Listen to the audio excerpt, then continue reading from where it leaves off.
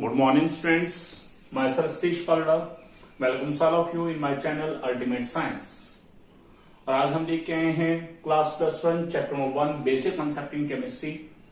इसका आज का हमारा टॉपिक का नाम है लॉ ऑफ मल्टीपल प्रोपोर्शंस। क्या होता है law of multiple proportions?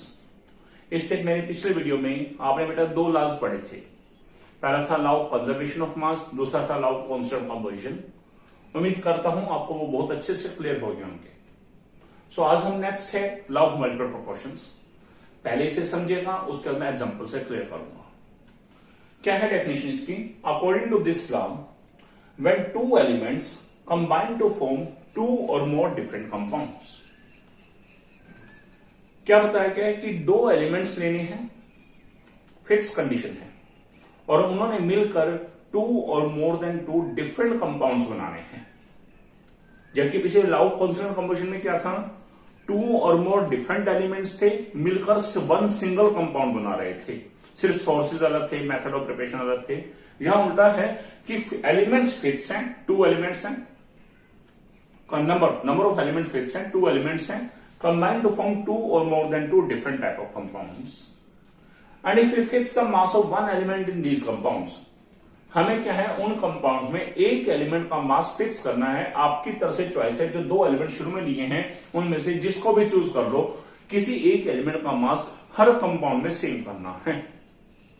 Then the ratio of masses of other element which combine with the fixed mass of one element. तो अब आपके पास एक एलिमेंट का मास सभी जहां सेम कर दिया, तो उस समय में देखना है कि दूसरे एलिमेंट का जो मास क्या है। हमें दूसरे एलिमेंट के मासेस की रेशियो लेनी है। कब? जिस समय वो पहले वाले के फिक्स मास के साथ कंबाइन कर रहे हैं, यानी कि जिसका मास फिक्स किया है उसके अलावा जो दूसरा एलिमेंट है उसके मासेस की रेशियो लेनी है। And that ratio is a simple whole number ratio. और वो रेशियो कैसे आएगी? सिंपल होल नंबर रेशियो, यानी कि उस रेशियो में ना तो कोई डेसिमल होगा ना ही कोई फ्रैक्शन होगा। क्लियर? अब इसको मैं एक एग्जांपल से क्लियर करता हूं। देखिए बेटा, मैंने यहां दो एलिमेंट्स लिए आपके सामने, एक ले लिया नाइट्रोजन, सेकंड ले लिया ऑक्सीजन।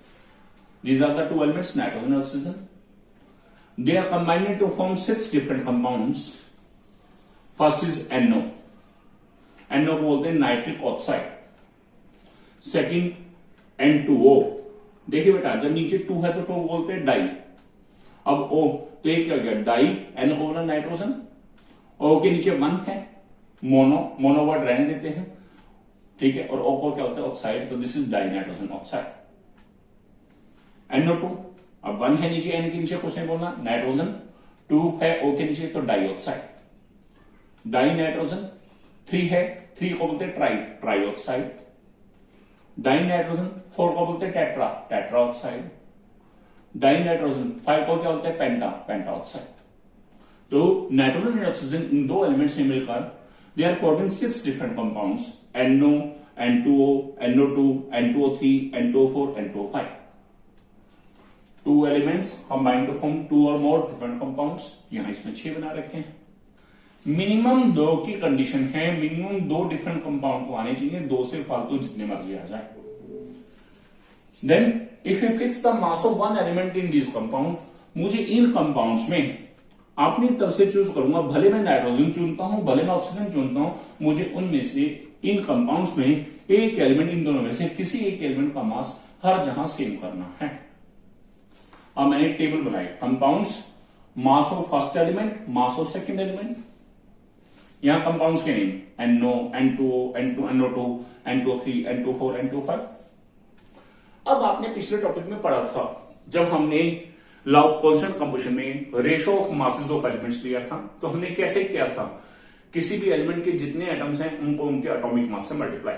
तो वही सेम कॉन्सेप्ट। नाइट्रोजन एलिमेंट का 1 एटम है, 1 इंटू नाइट्रोजन का एटॉमिक मास कितना है? 14। कितना है? 14। एक मिनट,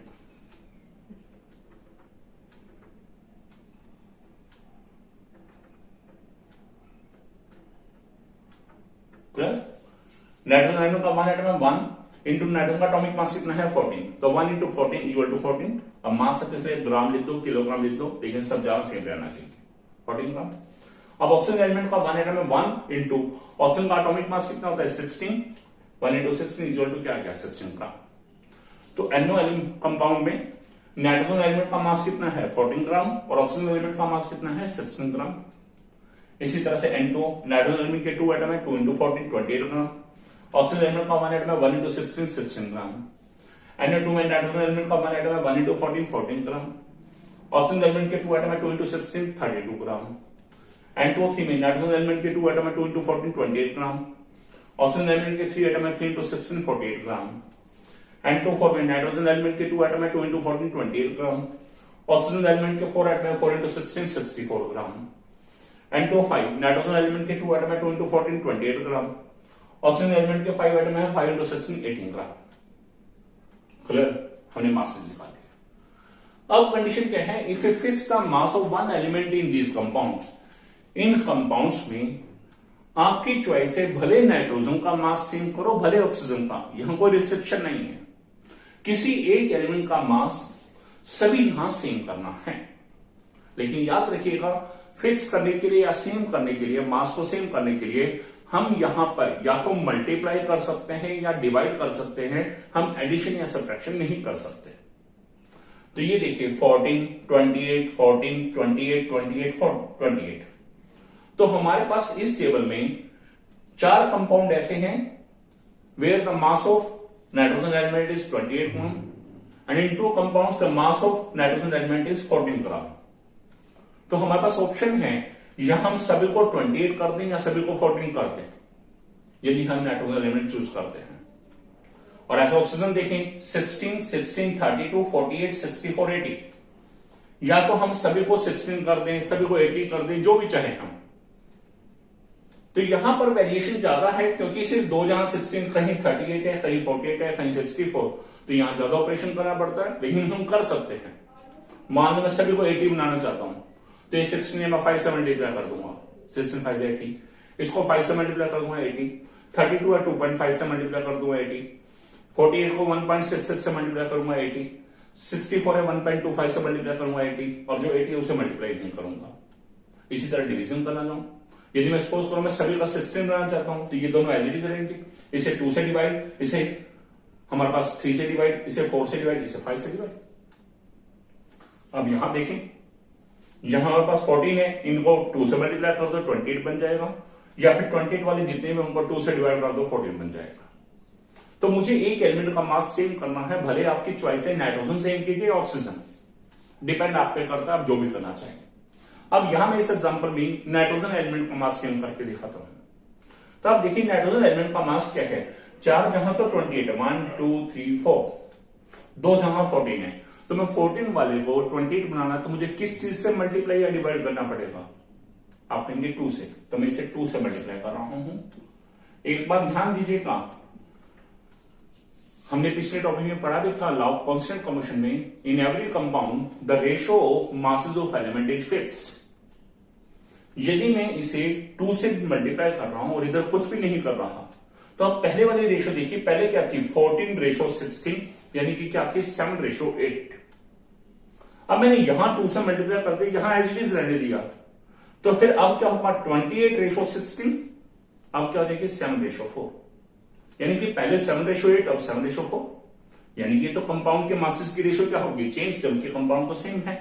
तो इसलिए ध्यान रखिएगा, जब भी हमें इस टेबल में कहीं पर भी मल्टीप्लाई या डिवाइड करना है, तो हमें वही सेम ऑपरेशन मल्टीप्लाई या डिवाइड उसी सेम नंबर से उसके साथ वाले एलिमेंट को भी करना है, यानी कि दोनों को मल्टीप्लाई या डिवाइड होगा, ना कि केवल अकेले को।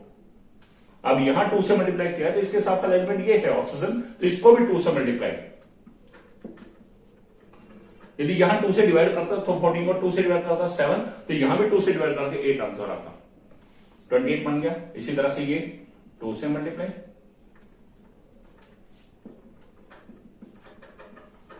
ठीक है। अब आपने चेक किया कि इन सब कंपाउंड्स में नाइट्रोजन एलिमेंट का मास क्या हो चुका है same, if fix the mass of one element in those compound. अब हमें क्या करना है, एक एलिमेंट जिसका मास फिक्स हो गया है उसके साथ वाला एलिमेंट जो दूसरा एलिमेंट है उसके मासेस की रेशियो लेनी है, क्योंकि इस समय ये एलिमेंट इनके फिक्स मास के साथ कंबाइन कर रहा है। तो मैं किसकी रेशियो लूंगा, ऑक्सीजन एलिमेंट के मासेस की रेशियो। तो मैंने क्या लिखा, ratio of masses of oxygen element, oxygen element के मासेस की ratio which combine with the fixed mass of nitrogen element, जो इस समय किससे कंबाइन कर रहा है, नाइट्रोजन एलिमेंट के फिक्स्ड मास के साथ, और वो फिक्स्ड मास कितना है 28 ग्राम। अब जैसे सब जगह 28 gram of nitrogen is equal to, अब रेशो क्या है 32, ratio 16, ratio 64, ratio 48, ratio 64, ratio 80। सभी को 16 में डिवाइड किया, 2 ratio 1, ratio 4, ratio 3, ratio 4, ratio 5। क्या इस रेशो में कोई डेसिमल या फ्रैक्शन आया? यदि डेसिमल या फ्रैक्शन नहीं आया, इसका मतलब ये रेशो कैसी है, simple whole number ratio. And this is the law of multiple proportions. So आपके सामने एक बार दोबारा रिपीट करो, two elements combine to form two or more different compounds. If you fix the mass of one element in this compound, एक element का mass fix, then the ratio of masses of other element, condition क्या है, when it combine with the fixed mass of one element, bears a simple whole number ratio. Clear? So this is our law of multiple proportion. Definition एक बार repeat. According to this law, whenever two elements combine to form two or more different compounds, and if we fix the mass of one element in these compounds, then the ratio of masses of other element which combine with the fixed mass of one element bears a simple whole number ratio. अब हम करेंगे next topic, Gay-Lussac law of combining volumes.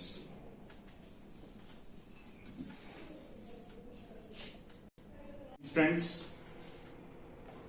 अब हम लेके आए हैं हमारा second topic का नाम है Gay-Lussac law of combining volumes. क्या है हमारे पास Gay-Lussac law of combining volumes, ध्यान से समझेगा। According to this law, whenever gases get together, इसका मतलब क्या है, जिस समय गैसेस आपस में रिएक्शन करेंगी, यानी कि रिएक्टेंट्स वाली साइड में सिर्फ गैसेस होनी चाहिए, यहां पर सॉलिड या लिक्विड स्टेट नहीं होनी चाहिए। According to this law, whenever gases get together, they always do so in volumes. तो वो आपस में रिएक्शन करेंगी, तो वो रिएक्शन करेंगी मोल्स या मॉलिक्यूल के फॉर्म में नहीं करेंगी, वो वॉल्यूम की फॉर्म में रिएक्शन करेंगी, which bear a simple whole number ratio with one another. और उस समय में उनके वॉल्यूम्स की रेशियो वो किस में होगी, सिंपल होल नंबर रेशियो, यानी कि ना तो उसमें कोई डेसिमल होगा ना ही कोई फ्रैक्शन होगा। And also to the volume of products, उस रेशियो में हम प्रोडक्ट का वॉल्यूम भी इंक्लूड कर लेंगे इफ दे आर गैसेस। यदि वो गैसेस है तो उसे इंक्लूड कर देंगे, यदि वो सॉलिड या लिक्विड है तो उसे इंक्लूड नहीं करेंगे। Provided that all the measurements are done under similar conditions of temperature and pressure. Condition क्या है कि जिस समय भी हम रिएक्शन कर रहे हैं, उस समय रिएक्शन करते समय टेम्परेचर और प्रेशर की कंडीशन सिमिलर होनी चाहिए, यानी कि एक जैसी होनी चाहिए। तो मतलब क्या है, गैसेस ने आपस में रिएक्शन करना है, रिएक्टेंट वाली साइड सिर्फ गैसेस होनी चाहिए, तो हमें उनके मोल्स या मॉलिक्यूल नहीं लेने, हमें उनके वॉल्यूम्स लेने हैं, और उनके वॉल्यूम्स की रेशियो लेनी है, और वो रेशियो होल नंबर में है। उस रेशियो में हम प्रोडक्ट का वॉल्यूम भी इंक्लूड कर लेंगे यदि वो गैसेस हैं। यदि वो सॉलिड या लिक्विड है तो उनका वॉल्यूम इंक्लूड नहीं किया जाएगा। और उस समय में हमारे पास जो ये रेशियो आएगी, ये सिंपल होल नंबर रेशियो आएगी। Volume of reactants and products, उन सबकी रेशियो क्या आएगी, हमारे पास क्या आएगी, सिंपल होल नंबर रेशियो। और कंडीशंस ये हैं कि मेजरमेंट्स के टाइम पे प्रेशर और टेम्परेचर की कंडीशन सिमिलर होनी चाहिए, यानी कि एक जैसी होनी चाहिए। तो this is the Gay-Lussac law. अब हम इसको एक एग्जांपल से देते हैं। मैंने एक एग्जांपल लिया, N2 gas plus 3H2 gas that give 2NH3 gases. मानो ये रिएक्शन दी है, तो सबसे पहले हमें क्या चेक करना है कि क्या ये रिएक्शन बैलेंस है। कैसे चेक करेंगे, बड़ा सिंपल, 1 2 2, नाइट्रोजन एलिमेंट के टोटल एटम 2 1 2, इधर 1 2 2 एटम। हाइड्रोजन एलिमेंट के एटम्स 3 2 2, 3 2 6 एटम्स। इधर हाइड्रोजन एलिमेंट के टोटल एटम्स 2 3 6, यानी कि ये इक्वेशन क्या है, बैलेंस्ड है। अब हम यहां देखेंगे कि रिएक्टेंट्स वाली साइड में क्या है, जो सब्सटेंसेस उनकी स्टेट्स क्या है। आपने देखा दो रिएक्टेंट है, N2 और H2 गैस, और दोनों की स्टेट्स ही क्या है, गैसेस है, ठीक है। और साथ ही साथ प्रोडक्ट देख लेंगे NH3, वो भी क्या है, गैस है। तो यानी कि हमें रिएक्टेंट्स का वॉल्यूम तो लेना है, हम प्रोडक्ट का भी वॉल्यूम ले सकते हैं, क्योंकि इस समय ये गैसेस है। बाई चांस से सॉलिड या लिक्विड होता तो वॉल्यूम ना लेते। नेक्स्ट हम क्या लिखेंगे, इन टर्म्स ऑफ वॉल्यूम्स।